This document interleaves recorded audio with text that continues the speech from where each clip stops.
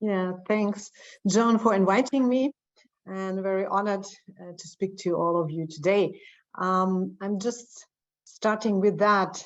That means that when we had the 24th of February, we saw a shift in the European Union from, you see here the triangle, from more from competitiveness and sustainability to the security of supply after February. That means we were before looking more on competitiveness. It has to be cheap and it has to serve the climate, saving the climate, but not on security of supply. This was why we had all this cheap gas from Russia, especially in Germany, without really listening to our Baltic neighbors. And so what kind of impact has it now for the EU and also for Germany? And I think there are some short-term challenges, and Miranda already tackled a lot of them, which is we have a natural gas shortage, we saw that now, and also high energy prices because it's coupled. We have a merit order. We start from the cheapest, the renewables, but we go up to gas, and then it's extremely expensive. And when in February, when the war again started, or when the invasion, we have to say correctly, was taking place, I calculated by a calculator, would the gas be enough when in winter Russia stops delivering gas? And it came out, and that was what all the others also calculated, we are lacking 20 to 25% of gas in winter.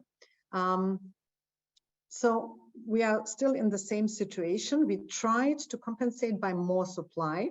Miranda was tackling about that. We get more gas from Norway. We get more gas, a bit more from Algeria and Azerbaijan. We get LNG more over the Netherlands and Belgium by the US, which is very important. And but what we have to do, and we filled our storage, which was in some part down to 1–2%. We have it now in over 90%. But what is more important is we have to save gas. That was just highlighted. We have to save. And many European countries did regulations, also Germany, like in public buildings in the winter, we will have only 19 degrees. That holds true for the universities too. We are not heating enough. We use cold water for washing hands. We have no lighting at public buildings. But all this will only save like 2% more. And what we need is, Miranda said it already, we are around 10–15%, maybe we will come up, but there's missing 5 to maybe even more percent. And the problem is, then it's coming up the discussion, especially in Germany, why don't you use your nuclear power stations for that? That's easy, or you come up with even more coal and you substitute the electricity which is produced by gas, and that's it.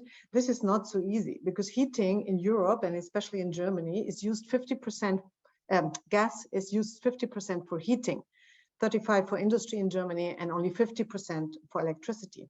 But the 15% of electricity you cannot substitute so easily because a high percentage is used for cogeneration, heat and electricity in winter, not in summer, but in winter. That means they produce the power plants, produce for cities, networks, heating networks, and so on.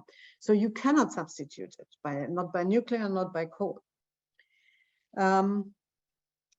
So reduced demand will be very important, and the risk of energy poverty is coming to all European countries, and Miranda said it already, and a rise of populism is already witnessed.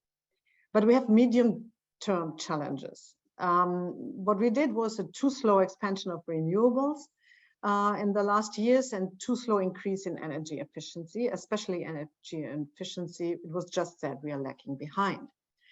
And I'm coming up now with that. You don't have to read all of that. This is what happened in the last year and this year. So we had a climate law, and we are now aiming for climate neutrality in 2050 for the EU, 2045 in Germany. And that was all coming to a Fit for 55 package, because in 2030 we will already have a reduction, hopefully, of 55% of the the climate gases. And then this Fit for 55 package has a lot of regulations, secondary legislation, like a whole wave was coming. And it's targeting CO2 pricing, there are changes, clean energy, especially renewable and energy efficiency and mobility. And now, after February, the EU was coming up in May with a Repower EU plan, which is especially targeting the clean energy part of that whole package. And so the sectoral legislation from the 55, which was not even debated, already got a new impetus and was again reorganized, recast, and changes were made. But especially, and that's a bit a problem, especially the targets were set up. So here you see a development of the targets throughout these years. And you can see that here from, where is it here, 55 was already very high, the 55 package, up to the Repower Europe package. Share of renewables should be raised 45% and an increase also in energy efficiency 40 to 43, depending what you're counting, percent, always compared with 1990. So, but what we have here, what we see is that actually in the planning, and these NECP are the National Energy and Climate Plans, they were set up last year, and in the planning and the ambition, it's not the implementation, the ambition is only 33% increase in share of renewables, not 45. And also here we are under 30%, and we should land then, according to the Repower targets, in 43%. So why is that a problem? It is because when we talk about reduction in CO2, we talk about emission trading system, or this part here, we talk about exclusive competences of the EU. The EU can have sanctions, they can have their own instruments, which they do with the ETS. But in all this part, we are talking about energy competences. And that means the Commission, the EU, hands off of the national energy policy. So there are no sanctions, there's no kind of possibility for enforcement. So this gap here is becoming a big problem. So the next is what are the medium-term challenges? Miranda nicely pointed out already to the natural gas bridge. All of our scenarios have natural gas as the bridge. That means when we increase renewables and there's no wind, there's no sun, we need a bridge.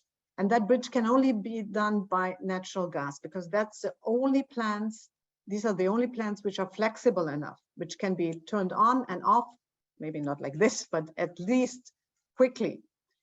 Nuclear and other base load plants are not able to have that flexibility. So what is the alternative?